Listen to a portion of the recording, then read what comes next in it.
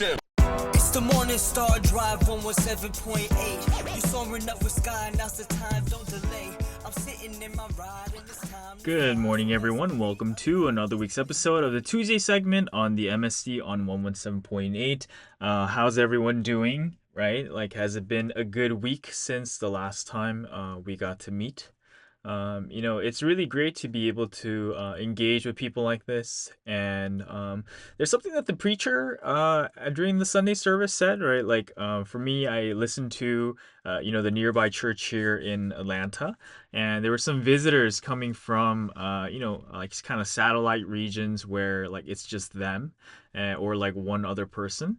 And, the pastor was reflecting on her time actually in Florida, where she was here for 4 years by herself. And she said, like, even like just small, like she specifically said, like online or Telegram, like even sending just someone like a sticker or something, right? Just like a thumbs up or something.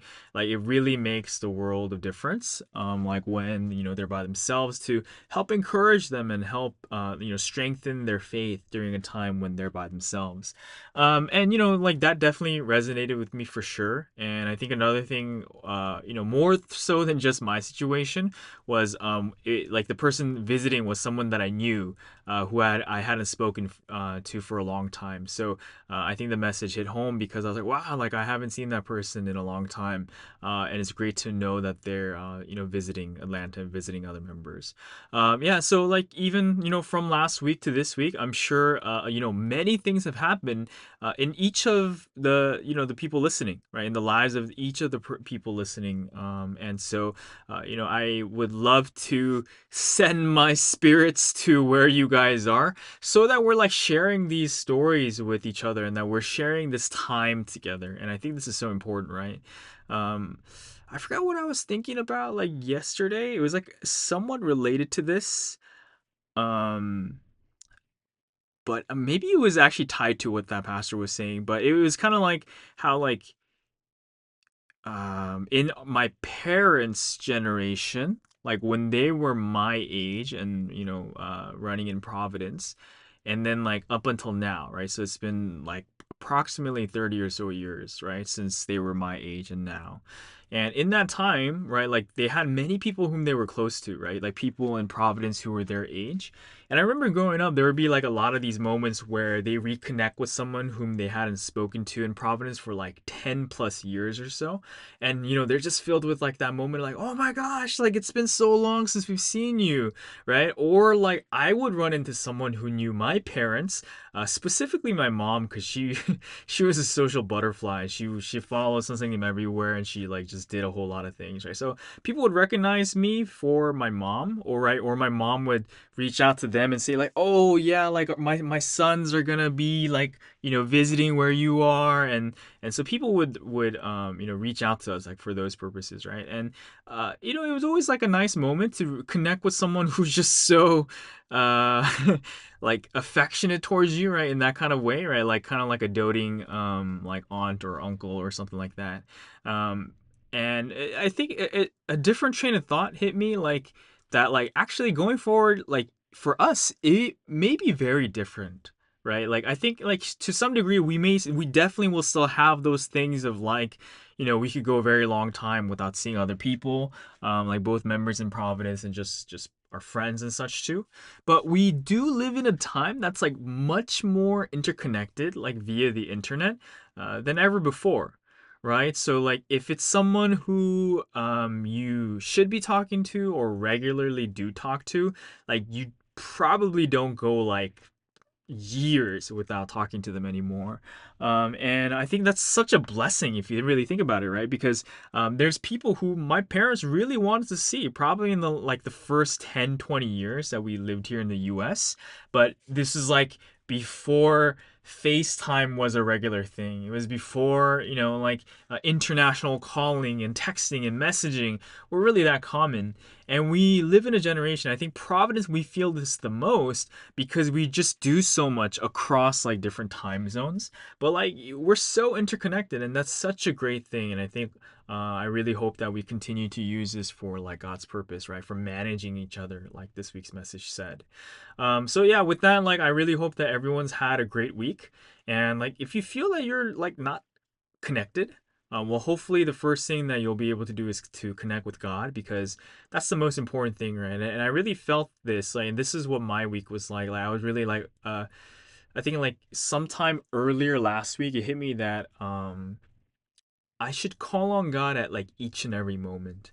And I think when you go from a place where you haven't been doing that at all, right? Whether because you're tired or like you've been lazy or busy or whatever, right? Like, and you just haven't really been praying a lot, right? It's kind of hard to go from like not praying at all to suddenly like knowing and thinking and desiring to talk to God a lot, right? So even if you like do it like consciously, you won't be like entering like deep prayer, right? If you're just like kind of going through the motions. And it's not like you kind of like say a lot of the same things over and over again, right? And like the message actually like last week really talked about that too.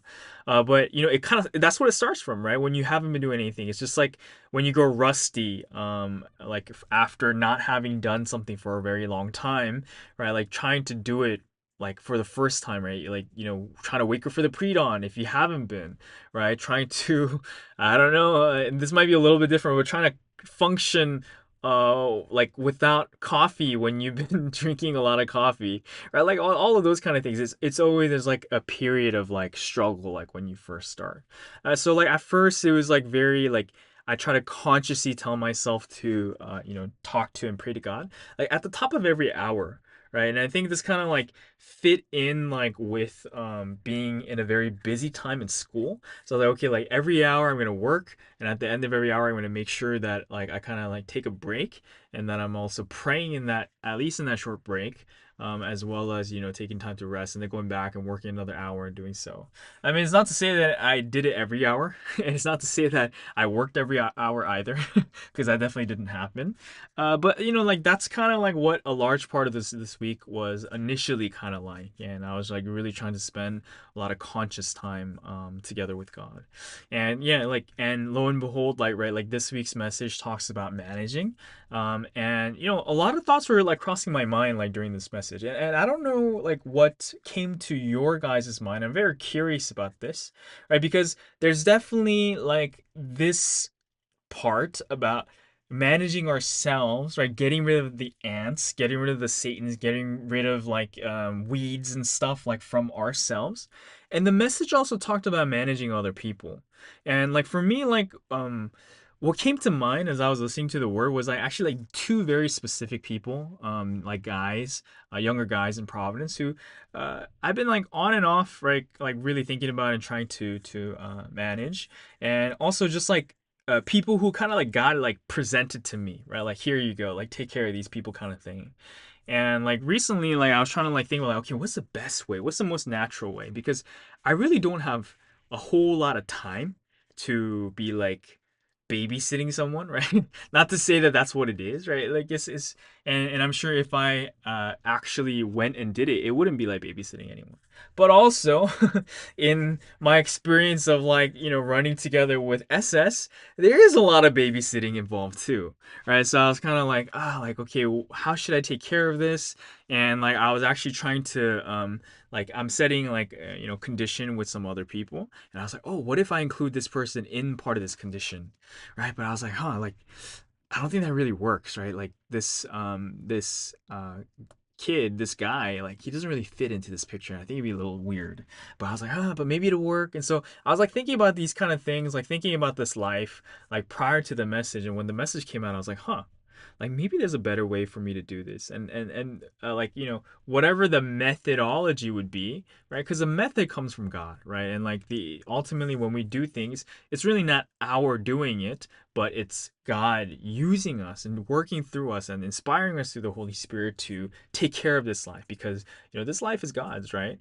And of course we still have to use our discernment and whatnot, but ultimately I think we can't stop think and stop it and thinking that it just comes from us, right? And so, like, but I was like, really thinking about this, and I was like, huh, okay. And so when the message like talked about management, I was thinking about these two lives in particular, like among other lives, and one of the thoughts that came to mind was that it like someone who like kind of fits this person's situation and their characteristic kind of came to mind. And I was like, huh, maybe it'd be good to connect these lives with these other lives, right? Who I'm thinking about.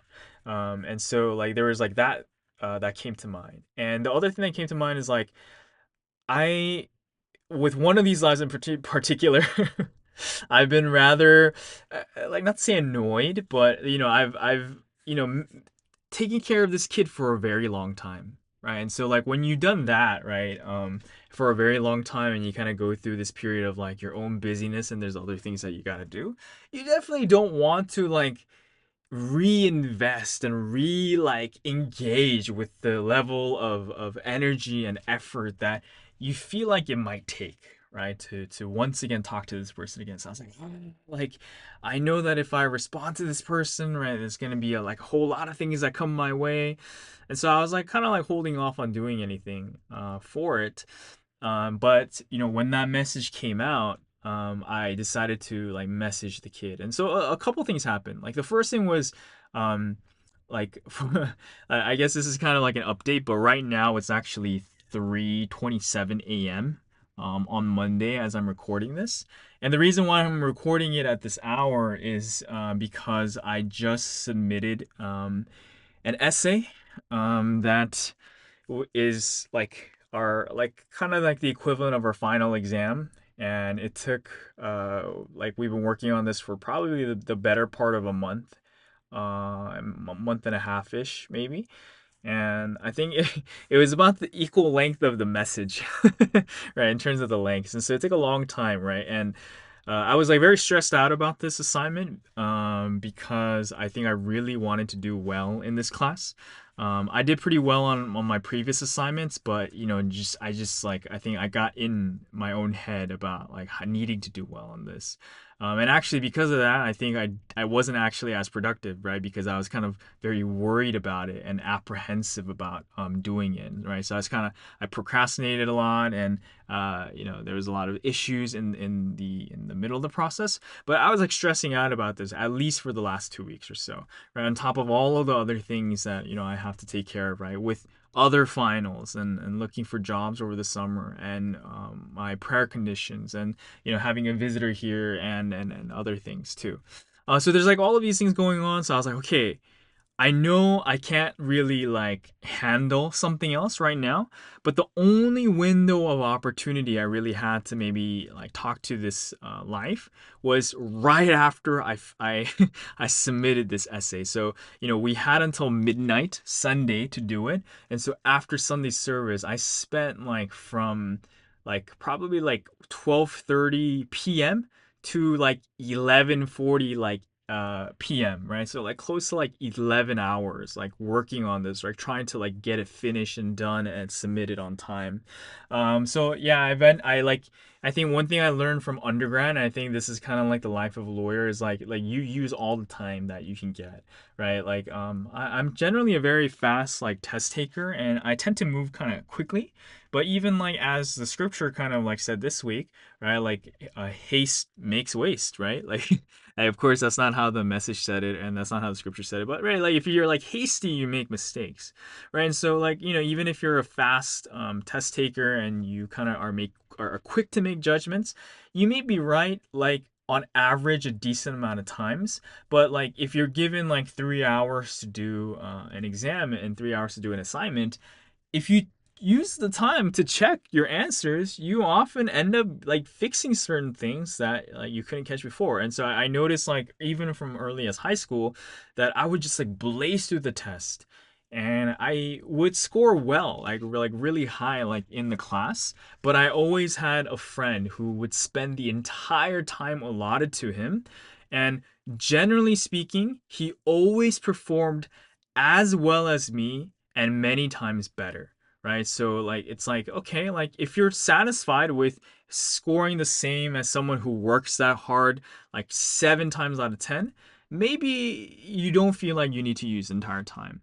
But if this person is scoring the best, right, across like all of the exams, and you want to do as well as this person, right, then you have to learn from that example, right? So I learned from that example from high school, and in college, I didn't really do exactly things in that same way. But like at least now in law school, like when I have an exam and I have 4 hours, I'm spending like almost the entire 4 hours like checking, double checking, going over my answer over and over and over again. And yeah, I'll be honest, like that, like it breaks my brain when I do that, right? It's just like, oh my God, it's so much work, right? So for 11 hours, I'm like going over this paper, I'm like pulling out my hair, right? I'm like if I stop to think about it, I'm probably sitting in a position where I'm like, man, how did I even get into this form, right? Because I'm tossing and turning and moving around. And so it's kind of like a crazy day. So like this happened all the way up until midnight. And the only time I had to talk to this kid about like something that I didn't really want to talk about was right at midnight. But because the message talked about this, I was like, okay, let me still take the time to speak to this kid. And like, there was like two things in the message that really stuck out to me related to this, right? And the first part was that like, with people, like and it mentioned young people too, right? Specifically, and I think you guys may remember it said like with young people, with people who are kind of unassuming, where their form and other things aren't very clear, like people can't really tell whether or not that person will become a big person, right? And I think because of that, like many times in our lives, right? Like, and this is really true, right? Like, how many times have you did you predict something and someone becoming a big person, right? Both within Providence and the world, right? Like even within the world, like some of the biggest people and the most successful people when they were younger, or like when they were in school and when they were in other places, like they were very unassuming, and like, no one would have expected them to become the person that they are, or that they ended up becoming, right? So I was like, okay, like it said that if you give instruction and if you allow these people to receive wisdom, then they can grow to be like a great pine tree. So I was like, okay, fine, God, like if that's the case, like let me talk to this kid, let me see what's up. And so like while we were talking, it's the conversation started in like the same way that it always does when I speak to him. And I think like the first few times that this happened, like I would get kind of frustrated, and like I'm typically I try to be as patient as I can, like especially when I'm dealing with younger people, right? But then you sometimes like you kind of reach a limit where you feel like, like things are going nowhere, right? And I'm really glad that like I got to experience this with the SS a lot, because it kind of like it pushes you past the limits of your patience many times. And I'll say every time. Yeah, and that's a really good thing, because we have to become more patient. And I think that's like the part about Bible today that I'll get to after the break. But like there were many moments while he was talking where I was like, huh, that doesn't seem right. Like what he was saying was like, that doesn't seem right. But let me just kind of like see whether there's something that the Holy Spirit wants me to say, not like something that I want to say just in response to what he's saying. So I just kind of like just let him talk through again and again, and he was like sharing a lot of different things, and then eventually like he mentioned something about his parents and about like his interactions with his mom, and like it wasn't like a strong inspiration, but I was like, huh, I do have something to say about this. And so at that point, like I started to share about my mom, and about our relationship, and about how important it is to have a good relationship, especially with your mom, especially with sons and moms. There's something there, right? And I was explaining to him as like, I'm not trying to say this to you to lecture you, or to like tell you that you have to like work on your relationship with your mom, but I'm very honestly just telling you what I noticed about people's relationship with their moms, right? Like sons, like people, like sons especially, who haven't figured out a working relationship with their mom. There's something like and I won't sugarcoat it. There's something seriously wrong in that life, right? Like, and I'm not talking about like just Providence life. I'm just talking about life in general, right? Like, if you're a dude and you haven't worked out like a working relationship with your mom, there's something there that is not right. And I said this because I noticed like with my friends, like both within Providence and like within the world too, like there's many guys who are kind of like they they're estranged with their parents and especially with their moms, and it's like like it goes to the extreme, right? Like I don't agree with my mom on everything, and my mom and I are so different in many ways, but like because of Providence and because of how we've been raised in Providence, like through the word and also through something of his example, and through like what the word has said about like treating the word as a mirror, looking at people as a mirror and like learning from them, and learning also about women if you're a man, and learning about men if you're a woman, like learning to engage with the opposite sex in this like in this way, right? Learning about them, right? Like I learned how to interact with my mom that I know that I wouldn't have been able to do had I left Providence or had I never been in Providence,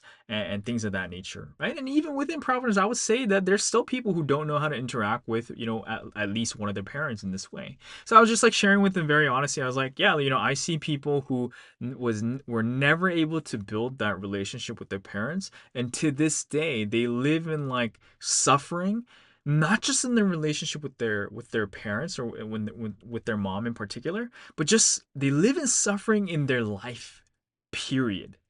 And that's so unfortunate. So I was telling him, like, I hope that you don't go through that. And so you do have to work on your relationship with your mom. And I'm normally not that straightforward with him, like typically speaking. But it just kept coming out, and like he tried to interject like a couple times, like acknowledging what I'm saying, but also just venting out, right? But then I knew like his response in that moment is like just similar to the kind of venting out that I typically do. When I'm like just reacting to things. So I was like, okay, like what he's saying right now isn't that important, right? What he was mentioning before, like sure, like I could let him say it, but what he's saying in response right now wasn't very important. So I was like, I just kept sharing about this point with our moms, right? And I think the last thing that I'll emphasize, and actually today we may just have one break, and I may hand it off to Rachel with 2G Talks. But the first thing that I really emphasized to him with regards to this is that the one thing that I realized actually like this week and last week, and this relates to me being in law school and other things too, is that like I know that one of the reasons that I work really hard is because I want to pay back my parents, right? And also Providence. And I want to pay back Sunseim and all of the people who, all of my brothers and sisters, right? And the leaders in Providence and just everyone, right? And pay back the Trinity for all the blessings they've given me. But the more I thought about it, like this week in particular, like this inspiration came that like, and it actually really only became fully fleshed out as I was talking to this kid. I was like, when I thought about my parents, there's actually nothing that I can do to actually pay back the things that they've done for me. Right. And this only hit me as I was speaking to the kid, right? Because like I know now at 28 a lot more about some of the sacrifices that my parents made, especially my mom, but I don't know everything. And like but I do know from seeing many other parents like the extent of the sacrifice that they made. And it's just like it's incalculable. It's like unmentionable, right? And I think like I hope that people are thinking about their moms as I'm saying this, but it's just crazy like how big that sacrifice and that love that they've given us is. And this came up because the kid was saying that like he gets into arguments with his mom, and his mom will never apologize to him, right? Like when she said that. And then like it was so funny because my mom is exactly the same way. And I don't know how many like people's moms are like that. Like like my mom will definitely apologize about little things, like if she makes a mistake here and there or something. But about like very like touchy subjects and important things, I have never once heard my mom apologize. Right? She has never once apologized to me. And I was like, as I was talking to the kid, like at the very end when we were joking around and we kind of got past the serious part, I was saying like, who knows this more than we do, right? like our dads, right? Our dads have never been apologized to, right, in their entire like relationship with our moms, right? And it's so true, right? So I was joking with him about that thing, and I think like people generally speaking at home, they may be able to relate, like, and you guys can tell me if I'm wrong. Like maybe this is like very much a Korean mom thing, but I have seen just by and large that like that a lot of moms don't apologize, right? And as I was talking to him about this, because I have echoed those exact same words that he has to me, that he told me like to other people, and I remember this, right? Because I remember getting into a lot of arguments with my mom where very clearly she's wrong in some way, right? I may have had a lot of like faults as I was arguing with her, but I remember being very clearly that I was the one upset, but she would never apologize.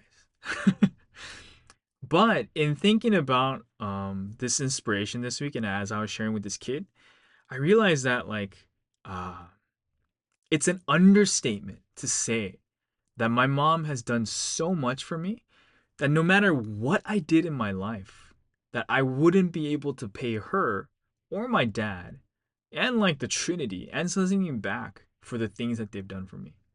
Right? It's not. It's like the a wrong equation, right?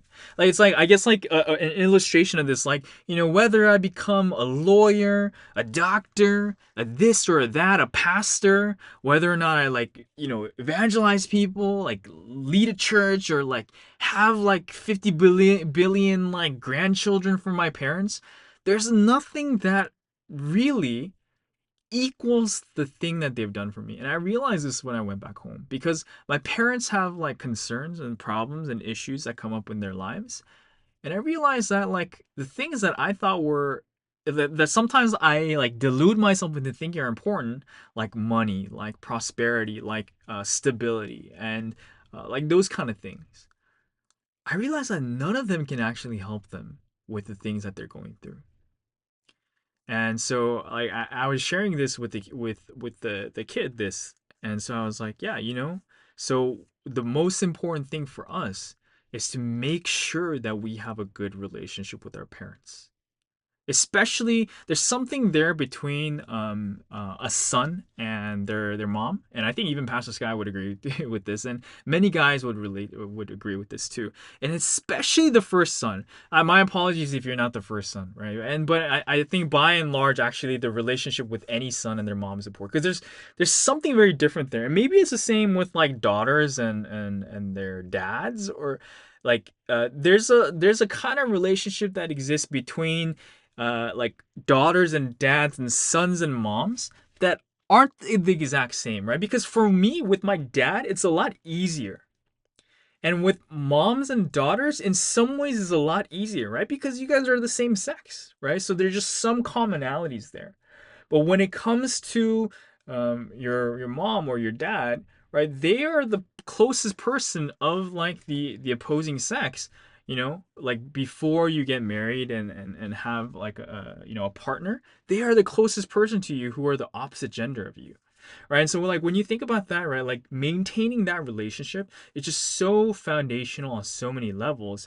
And I think like if like having a good relationship with your parents affects even all those other things, right? It affects your future relationship possibly, but it also affects like how we understand the Trinity, how we understand the opposite sex in the world, and all of these kind of things. And I think it even affects how we understand ourselves. Like just as the message said, right? Like the message said this week, like look at other people as a mirror and figure out what it is that you need to know about yourself, right? It says something along those lines. And as I was speaking to this kid, that came to mind, and I just really felt like sharing this with you guys today. Yeah, so sorry for the long intro and kind of like spiel related to this. But I hope that, this helps you guys, not just on that initial level of like, oh, maybe I should be working on my relationship with my parents, but in terms of, like the next step of our relationship with the Trinity, our relationship with Jesus, our relationship with something, right? Because that same relationship holds and to another level, right? Like, how can we ever pay back anything that God has done for us, right? That's like maybe the next step on top of this parental thing. But the even more important thing is like, like the message said, are you learning about yourself through this? Right? Because knowing ourselves in some ways is even more important than knowing anyone else. Because we are the ones that interact with every single other person. With our mom, with our dad, with the opposite sex, with the same sex, with the Trinity, with something, with newcomers. We are the ones that interact with every single person. And so knowing ourselves is so crucial. And like if you ever find yourself, right, like, and that kind of like, I think the story behind this is important too. So if you like, I'm sure you've found yourself in a situation like this before, whether you're like the kid that I was talking to, or whether you're in my shoes, or you're in some third party's shoes, and then you've been involved in this situation where you're listening to someone talk about their life and people, and you're kind of sitting there wondering like, like how come this person is like living in this way? Right? And like when we're at that like that initial step, like all we feel about that is frustration. All we feel about that is like, like, why is it like this? But if we go to the next step, and as we live our life, we learn to we learn to learn from that. Like that sounds kind of funny, right? Like, but from these kind of interactions, we learn to learn from them. Like, oh, okay, what should I take away from this kind of thing? And I really hope that through this week, through this message about management, we really will put this into action and see this bear fruit, right? Like the word said that if you manage even a little bit, right? Like just like spraying pesticide on ants, right? You can take care of a big problem and you can bring a pine tree back to life, right? It said ants, right? Like ants can even eat up an entire tree that even human beings could not do, right? And I was like, wow, hey, that's so true, right? But like something just as small as like pesticide can get rid of the problem completely. And so all it takes is a little bit of management within our lives, a little bit of management of people, a little bit of management of ourselves, and we can really reap the benefits. And so I really hope that this week that we'll really be able to do that. And that we'll be able to do that for one another too. And if you feel like God is pulling you to manage someone, definitely pray about it. But I really hope that you'll be able to take that step this week and really do that together with the Trinity. Like, I'm really glad I talked to this kid, and I was telling him at the very end, I was like, today is like literally probably the only time that I can talk to you, because for the last 2 weeks I've been stressing out about this essay, and if I wasn't working on this essay, I should have been working on this essay.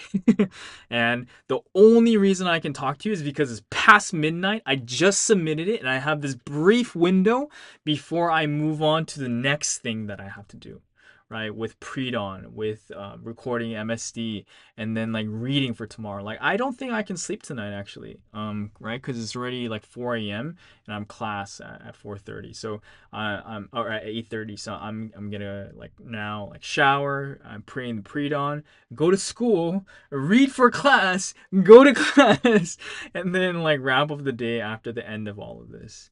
All right. So I was telling him, right, I have no time.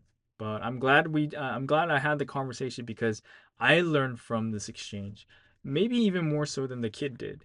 But as the message said, maybe this was also hopefully that guidance and the wisdom that will help this kid to take care of like not just like these like things like with his relationship with his mom or his parents or anything like that, but also like his faith and his relationship with God and who he becomes in the future. That all of these things can be taken care of like through the kind of conversation that we had.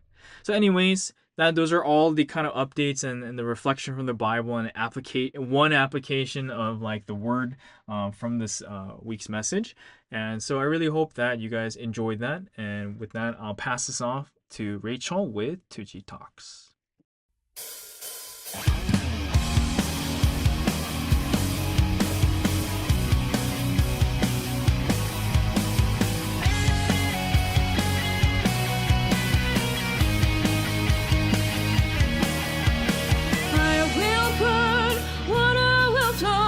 People's hearts to burn up like blood and flow away.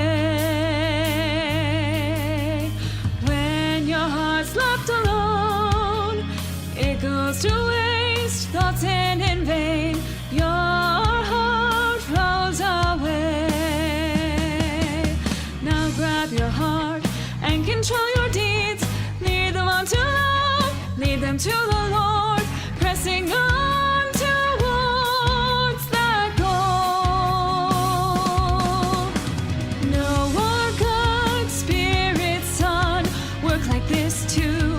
Their hearts will flow away. Their hearts will burn and fade. If they are left alone, even the hearts will continue on. Make up your mind, then act as you should. Persevere on towards the Trinity. Serve them well, treat them with love.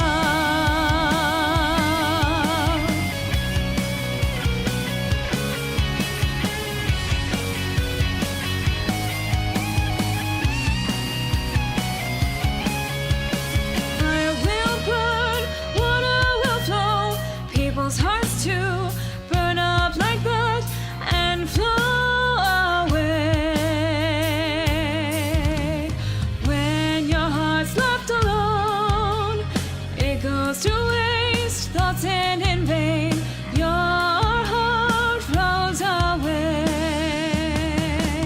Now grab your heart and control your deeds. Lead them on to love, lead them to the Lord, pressing on towards that goal. No more good spirit, son, work like this too. Their hearts will flow away. Their hearts will burn and fade. If they are left alone, even the hearts will continue on.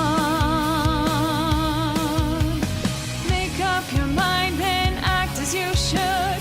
Persevere on towards the Trinity. Serve them well, treat them with love. Make up your mind, then act as you should. Persevere on towards the Trinity. Serve them well, treat them with love.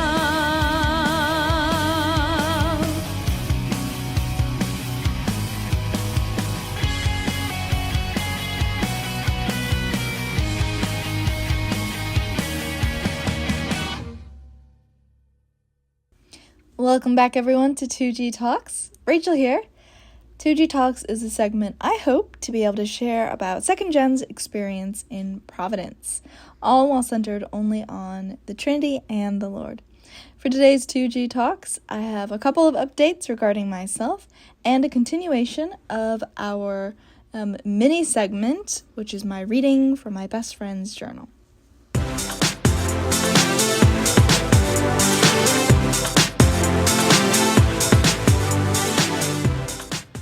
Yes, how have you all been? So happy to talk to you guys once again. I hope you had a great last week and great weekend.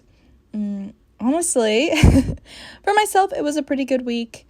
I took the day off on Wednesday just because I felt like it. It was very nice to just recharge my battery as the school year is slowly ending. That also means the students are getting rowdier and rowdier, and I just wanted that time away from school and work. But the craziest thing happened to me on Friday. I just want to share a little bit because maybe, I know we have many talented and incredibly impressive people in Providence, including doctors and those that are academically advanced. And so perhaps you can leave in the comments what you think may have happened to me. So on Friday, I went back to work like normal. Work starts around 7:35, so I was there 7:35. I was getting set up. I have my first period starting at 7:45 until, 8:35. So it's about 50 minutes. So the first part or half, I'll say, of class of my first period was normal, perfectly fine. They were taking a quiz. It was going to be an easy day, a great day, a quiet day. I was going to get stuff graded. I was going to get things done. I was looking forward to it. But the last, I'll say 10 minutes of class, all of a sudden I started having this extreme pain in my stomach and in my gut in a sense. And I was really confused because I actually hadn't eaten anything at that point yet. I had just gotten out some trail mix that I was going to start eating. I also had my tea, which actually was like an emergency vitamin C packet thing that I was drinking. So I was about to start eating, and usually if I don't eat in my first period, I always make sure to eat during second period, snack during the day. And if I skip first period eating, it's not a big deal usually. I mean, I can get through it. But at this point, again, like I said, the last 10 minutes of my first period, all of a sudden I started feeling this extreme pain in my stomach and my gut. And actually I started to get nauseous as well, which had never happened to me before. And so I started to get nauseous, and then the bell rang, so my students were leaving, and I was telling them, okay, bye, have a good one. And I started getting these, I started sweating and shaking in a sense, and I felt as though I was going to pass out. So I ran to the restroom, and I'm sitting in the restroom. In this particular restroom in our science office, the light doesn't work really anymore, so I'm practically sitting in the dark in the restroom, and I'm trying to calm myself down, and I had started sweating so much and shaking that I had to take my cardigan off, and so I'm sitting in the restroom trying to calm down. I called my department chair, which is the lead of our team, and I told her I almost passed out. I think I need to go to the nurse. So she comes and takes me, and by the time she has me, I'm starting to get chills, so I'm shaking, I have goosebumps. She takes me down to the nurse. I'm with the nurse, and the nurse asked, did I eat anything? I told her no. She takes my, heart rate. She checks my temperature. Everything seems fine. She's like, you probably just had a sudden drop in your blood glucose levels. And so that's probably why you felt like you were going to pass out and that you had chills. I'm like, okay, probably, And she understood, okay, you don't usually eat in the morning. That's fine. Did you eat anything last night? And actually the day before, on Thursday, I had eaten something. I ate a pretty good meal, but there was something that I think that I ate that had caused me to have extreme stomach issues. I had to use the restroom a lot. I won't go in any more detail than that. You probably know what I mean. But so I was thinking, I agreed with her, okay, probably the combination of me eating on Thursday something that was bad, and then flushing it all out, losing all that nutrients, and then not eating this morning probably caused me to have this drop in my glucose levels. So she's like, okay, just have a cake, sit down, drink some water, rest, take some pills. She gave me some Tums as well. So I'm like, okay, great. So I'm taking those things. I feel a little bit better at this point. I was in the nurse for about an hour. So I missed all of second period. Third period rolls around. It's now 9:30-ish. And I'm like, okay, I think I can go back to class. So I go back to class. There was a sub there for me. And I was like, okay, great. Just stay in here with me. I told the sub this. Stay in here with me until, I think that I'll be fine for the rest of the day. And so, I get the kids settled. I review with them. I make them start their quiz. I even start grading papers. I'm feeling pretty fine. I'm continuously eating the trail mix, drinking my emergency vitamin C drink to just make sure that I have the nutrients that I need. And I tell the sub, okay, I'm feeling pretty good. You can go. And she's like, great. So she leaves. And there's maybe 10 minutes left of class in third period. So it's now about 10:20.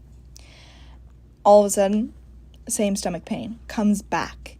I'm like, what the heck is going on? I feel the same stomach pain. It's on my left side. I don't know if that's where my liver is. I have no idea. But it's extreme pain. And then the nausea comes back. And so I don't even say anything to the kids. I literally jump up out of my chair. I walk out of the room, and I see, thankfully, a teacher who's standing there. And I'm like, I just went, I slammed, I knocked on my door like that. I go, Messler. And he sees my face, and he's just like, go. So I run to the restroom, and there was another teacher who was kind of in the science office where the restroom is, and she sees me. She's like, oh my gosh, Donkles, are you okay? And I'm like, I don't say anything. I literally just run, and she can see my face. I had been covering my mouth because I could feel the urge to vomit, the acid reflux that was there, and the salivating that was happening in my mouth. So by the time I got to the restroom, I was trying to vomit. I don't know if this is TMI, I'm sorry. I should have prefaced that. But yeah, I was trying to vomit, couldn't do it. Felt awful. I told my department chair, I went to her room, told her I don't feel well, and so she sent me to the nurse.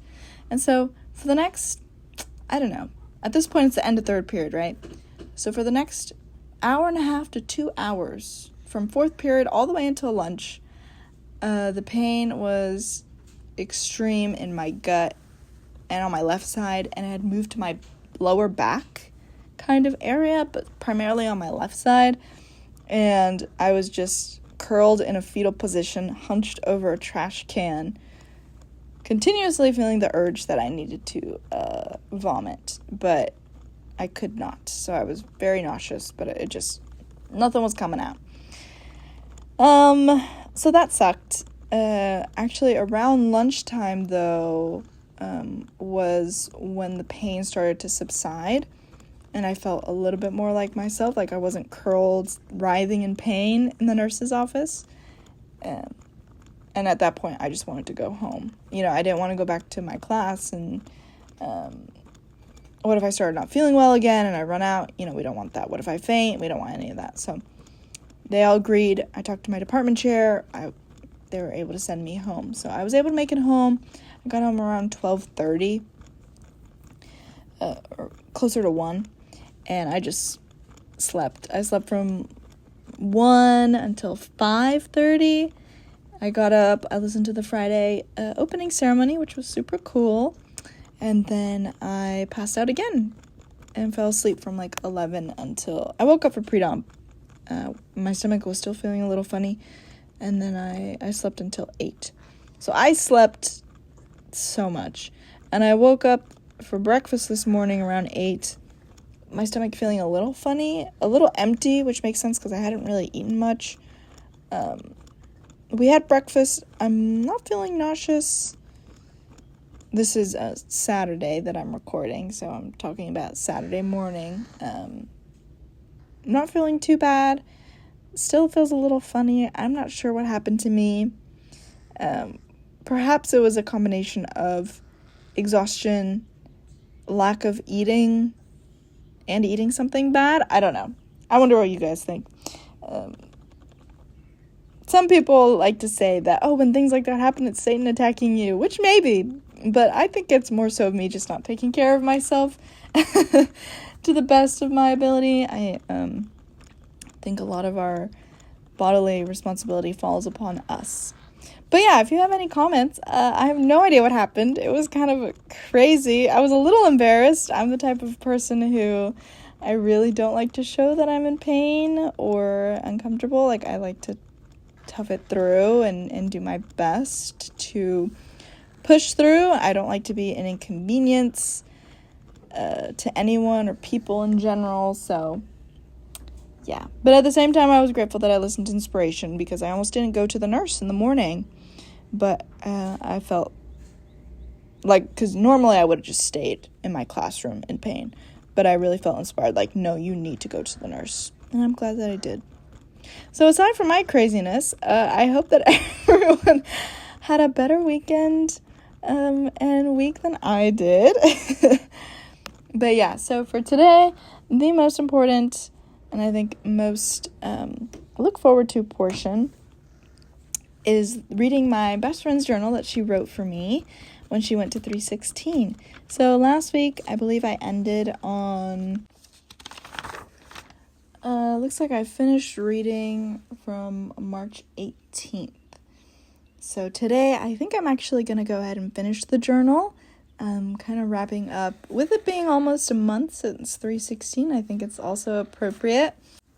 And of course, we definitely should not forget about the incredible grace and suffering that we may have experienced on 316. So just because I'm wrapping up with my reading of the journal today, I hope that we can all continuously still remember. I'm so grateful to all the many comments from last week's and the weeks prior that actually shared about their experience in 316. I know one of the comments that KS31677, one of our Canadian brothers, mentioned how difficult it was for them in 316, and I think that's completely valid, and honestly I'm very grateful that they shared that, because I know going to Korea, going to Womdong is an incredible experience, but also an incredibly difficult experience too, and I think it's important to acknowledge the difficulty that it is to go either physically or spiritually, because as we are continuously living in this complete testament history, we are having to rapture ourselves, raise our level even more, and all the more you'll sometimes see Satan attack you. So completely makes sense that it would be really difficult. I've had many trips to Korea where I struggled a lot.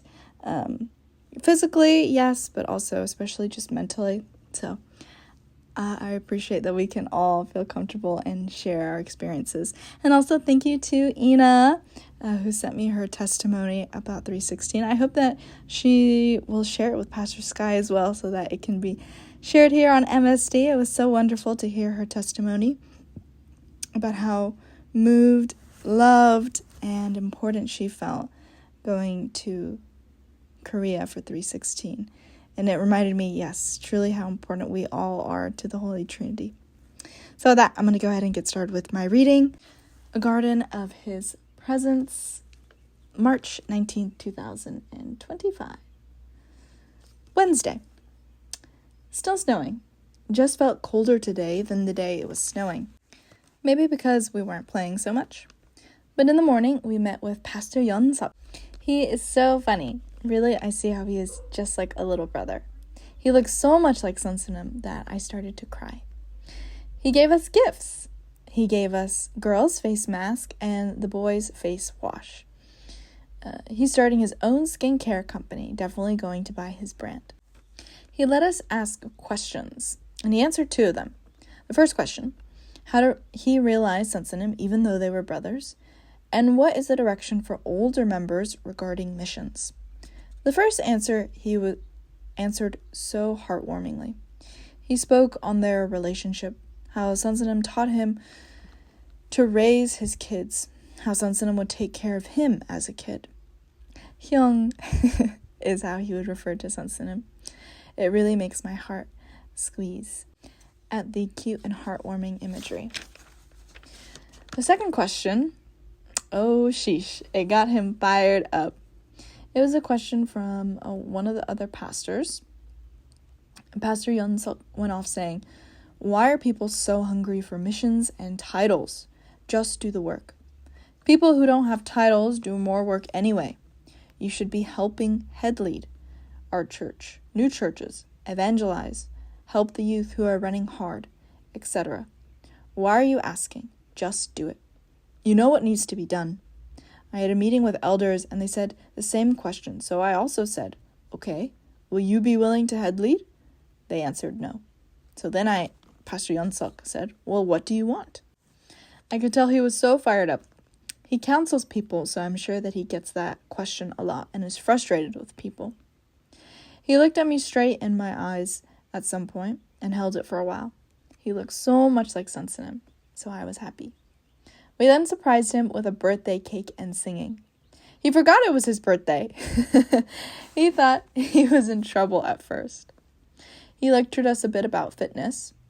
I gotta get better, for real. After meeting with Pastor Yeon-suk, we had free time. So I checked on the snowman of mission and then made a small trek up the hills to the rock mountain behind the end mission masterpiece. It was a bit hard with the snow and also carrying 4 Womandong water bottles, but I made it up. This is where the Faith Rock, or Faith Mountain is. I think our head leader said the rock represents either Jesus or the Holy Son, but I took a picture with him. And she actually came over this past weekend and added all these different photos, so I have a picture of her here with him. She continues on saying, up here, I prayed and prayed for about an hour and sang a few praise songs. 2 little birds came and sang with me too. Also, I had a banana. I thought, if I bury it in the snow, will it freeze and will I have a frozen treat? So I buried it there while I was praying. And guess what? It didn't freeze. Fail. I used my cloth to sit down on the rock foundation of the rock while I prayed. But bro, it definitely did not work. I sat up after praying for an hour and my whole lower half of my body was wet. Everything, all my undergarments soaked. Like, OMG, are you for real? I'm surprised I don't have hypothermia. Or I'm just sick. I suppose womdong water and the air will do that, I guess. I'm surprised I didn't notice how wet I was getting while I was praying, though. It was so cold, so I guess I just thought the wind was biting at me. First 316 getting wet, and now this. Also, at 316, Sansam gave us the hantak, his favorite cracker, and apple juice. The red print from the apple juice stained my wet white pants. Although, good thing I was sitting next to a member because she had a Tide stick. After praying for an hour by the Faith Mountain, or the Faith Rock, we went and had lunch, and then we left Womendong early to pack and clean the rooms. But honestly, all four of us, those in the room, literally just passed out and took a 3-hour nap. We then got dressed for Wednesday's service and went back to Womendong afterwards. So sad saying goodbye to Womendong. I probably should have said a goodbye prayer like a lot of other members did, but I felt like I was already ready and said bye to Jesus. Womendong is so beautiful. We packed and stayed up since our bus was leaving at 2 a.m. Sorting out the trash is a nightmare, goodness. No wonder, someone said, no wonder Koreans repent so well because they have to separate and clean like this. Which, a side note, in America, we do not clean our trash and plastics. So when we went last time as American Providence tour, the summer retreat in 2023, we got in so much trouble because we didn't know how to separate and organize things. Because we don't do that here in America. Anyways, continuing on. The pastor said, you can't just throw away the sin. So true. I then ate some old chicken and pizza with a Pepsi. The kitchen was a madhouse with people washing and trying to recycle. Goodness, why were we all doing this at 1 a.m.? Definitely needs to be better trash scheduling and a specific trash team. Pastor Sky was also there. The boys were talking boy stuff, so I had to go eat in my room with the girls packing. I stuffed my suitcase and backpack. I'm so glad I brought this slightly bigger one. I took like 10 hantak, cracker. On the bus, we had to put a few luggage in the aisle because there was too many people and too many things. But all of us fell asleep. And so now this is her last journal entry, March 20th, 2025, which was my birthday. Thursday, at the airport, so early. We ended up, most of us dropping our bags off at the airport and then going out. Myself and a couple members all went together. I was so sad to see other members go. Also, my brother called, and my dad didn't tell him that our dog had died. I think my dad has been super sad. I'm sure I'll cry a lot when I get home. I want to live in Womendong with Sensinim and my dog Roxy and all my friends for eternity. We tried to go to a bathhouse close by, but it was for hotel guests only. So we had to take a taxi 40 minutes away to a different bathhouse. Eventually, we got to this new bathhouse, and we sat and talked. Slept for about 2 hours, had some food, some drinks, and bread. Some of the members that were there were sad, talking about how, and repenting to Sansanim, about how we had evangelized and brought many crazy people to Providence. It's sad, though, and true. This is why I like group Bible studies. Because then we can pick out any crazy people and make sure that we bring only the best, most quality people who can run for this history. Soon then, myself and our head leader had to leave. We took an Uber back and went on our way. I bought a new outfit at the airport. And now I'm currently on the airplane, heading back home, writing the last bits of this in the dark. Thank you for this journal, Rachel. I feel like it helped me reflect a lot. Plus, it was like you were here. I thought, I have to write this down for Rachel. Now, you better not say to my face, when I hand you this, oh, you wrote so much. I didn't want it this detailed. Or I don't want to read all that, or something. I think I'd just combust and maybe cry. If I don't cry, I'll cry all alone and call you mean names in my head for about an hour and say you don't love me. And then I'll repent because I called you mean names. I really put a lot of myself into this. I still have more, but I'm running out of paper. Overall, through this trip, I felt I realized sense in him more. I feel my yearning for him tangibly. I want to hold on to the grace I received from this trip. Wrap myself with the word, prayer, and love like how workers wrap the Womandong gazebo to shield it from the wind, snow, and rain. I love you. Alva. So yes, she actually filled out all of the journal entry. This entire journal. It's about, 60, 70, 80 pages worth of things that she wrote. So I have all these different pictures. There's even a couple of extra things here. Here's a couple extra little, bullet points that she left that she thought were funny. Let's see. First thing. I tripped on the stairs at Taedan-san in front of 2 members I didn't know. Second, I'm too short to grab things from the overhead storage on a plane. One of our members got a haircut. He looks like Kim Jong-un. I had a ginkgo leaf, but dropped and smashed it on the plane. Cringe. And then she has other pictures of her. She has a picture of her getting ready for 316. She titled it The Calm Before the Storm. I don't know if you remember, but a couple of weeks ago, I